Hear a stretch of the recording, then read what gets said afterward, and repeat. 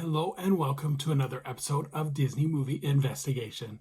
If this is your first time watching, welcome to the show. On each episode, we take a look at a movie that is featured on Disney+. On this episode, we are taking a look at the science fiction cult favorite, Tron, starring Jeff Daniels. And if you are enjoying these videos, please do hit that subscribe button. That way you will never miss a single episode. Now sit back and enjoy this episode of Disney Movie Investigation. So like I said, we are covering Tron, which was released on July 9th, 1982. And it was directed by Steve Leisberger, with the screenplay done by Steve Leisberger and Bonnie McBride. The production companies for this movie were Walt Disney Productions and Leisenberg-Kushner Productions. And it was, of course, distributed by Buena Vista Distribution. The budget for this movie was $17 million, and it did a box office return of $50 million. But let's take a look at the history of the movie. So inspiration came for the movie from Steve Leisenberger in 1976 when he saw when an animator came up with a sample reel for a computer game called Pong. Leisenberg was fascinated by video games and wanted to incorporate them into a feature-length movie. Inspiration also came from Alice in Wonderland in terms of going down into a mystical world. Leisenberg had already created a character, Tron, for a 30-second long animation clip to promote Leisenberg Studios, and he used this 30-second clip to promote several radio stations. Originally, Tron was a black list cell animation with yellow glow, but this would be changed to blue glow for the feature film. Leisenberg and his business partner, Donald Kushner, would move to the West Coast in 1977 to start an animation studio which would develop Tron. They borrowed against future profits of their 90-minute television pro and Olympics in order to develop Tron. And after the project was mentioned in Variety, it caught the attention of scientist Alan Kay, who would contact Leisenberger to be added as a consultant on the film. Alan Kay convinced Leisenberg to use CGI animation as opposed to hand-drawn, thinking it would be a better fit for the film. Bonnie McBride would write the first draft of Tron with input from Leisenberger. However, after the project moved to Disney, there were several changes. Some of these included having a more serious tone, and unfortunately, none of her dialogue remains in the final film. The film would ultimately be changed to a live-action film with animated sequences opposed to an entirely CG animated film, which was the original plan. Leisenberg would reach out to companies to get financing for this project, with Information International Incorporated agreeing to fund the project. Leisenberg would spend an additional $300,000 developing the project, with an additional $4 to $5 million in private backing. Leisenberg would take the film to Warner Brothers, MGM, and Columbia Pictures for financial backing, and all of them turned him down. Leisenberg eventually would go to Disney, who agreed to film the project, but were nervous at the $10 to $12 million budget for a first-time director.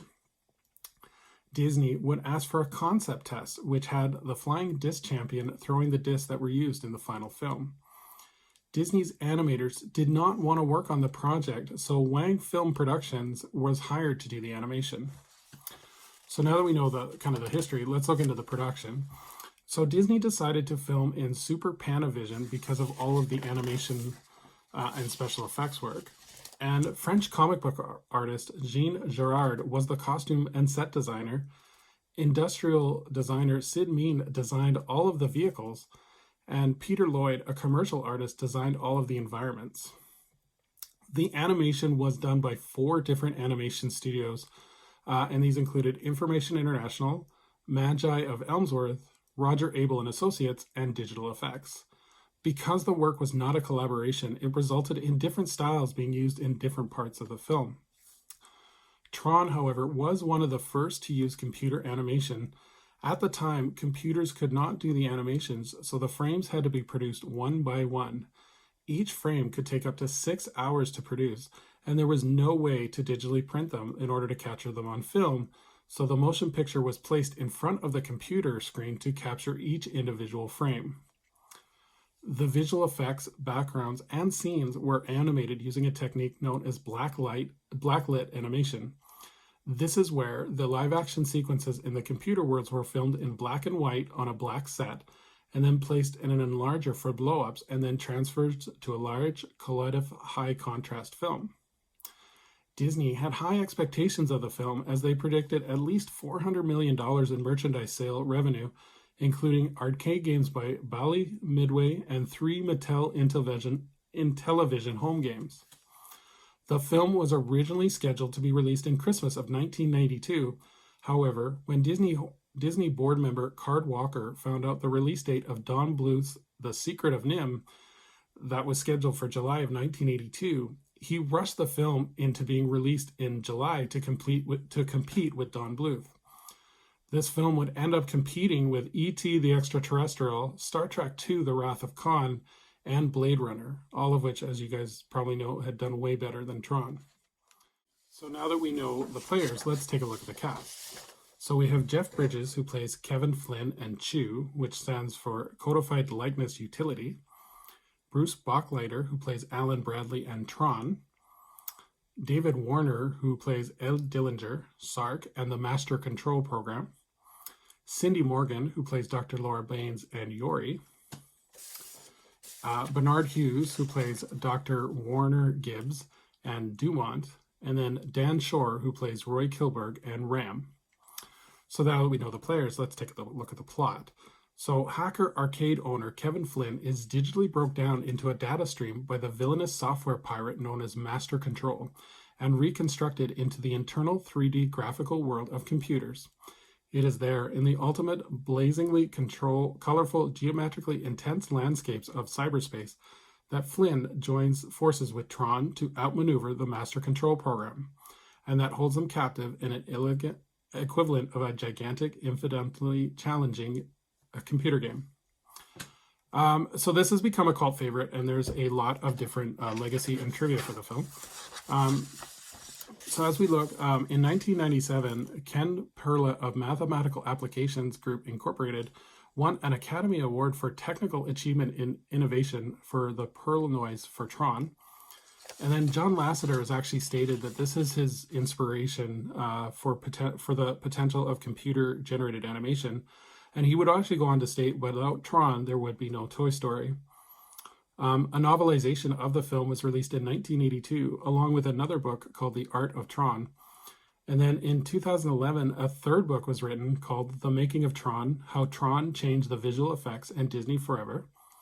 And then Tron actually made its television debut as part of the Disney Channel original programming on the first day of operation on April 18th, 1983. There would be a sequel called Tron Legacy, which we will cover in a future video, and that was released in 2010. And to help promote the film, a comic adaptation of the film was released in Sunday morning papers. Several video games, as we mentioned earlier, were released, including Tommytronic Tron as a tabletop game, and a Tron arcade game, and Discs of Trons, along with other games for the Atari 2600. From 1982 to 1995, Tron was actually featured in Disneyland in the People Mover attraction as part of the World of Tron, and the light cycle sequence was projected around the park as guests would pass through the tunnel of the Carousel Theater. So would I recommend this movie? I think this movie is a great look at computer animation at the early days. It's often been said, and it's pretty much true, that this movie was ahead of its time. I think the animation was impressive, but has since become primitive and dated. The storyline is actually really good, with an interesting way to incorporate the human characters and the computer characters. I thought that was really interesting. Because of the blue light coming off of the characters, it can be hard to distinguish which character is who. So I think that's a negative, unfortunately. I do think this movie is worth watching, as it, like I said, it does show how far we've come in the world of computer animation. If you want a more kind of I kind of went over everything in brief detail, but if you want a more detailed history of Tron, and on Disney Plus, there is actually a show called Prop Culture, which does a deeper dive into the movie Tron, and also shows some of the props and how they were displayed. So thank you so much for joining us here on Disney Movie Investigation. I would like you to please write any comments of what you think of the movie Tron. Do you think it's a cult favorite? Do you like it? Do you hate it? Be interesting, kind of a discussion down in the comments. And so as we continue looking into our next episode, we will be taking a look at another B movie, another B movie of the 1950s, as we look at the alligator people. And stay tuned for a bonus story for that one, as we will take a look at the Florida theme park, Gatorland. So until next time, I hope you have a magical day, and we will see you real soon.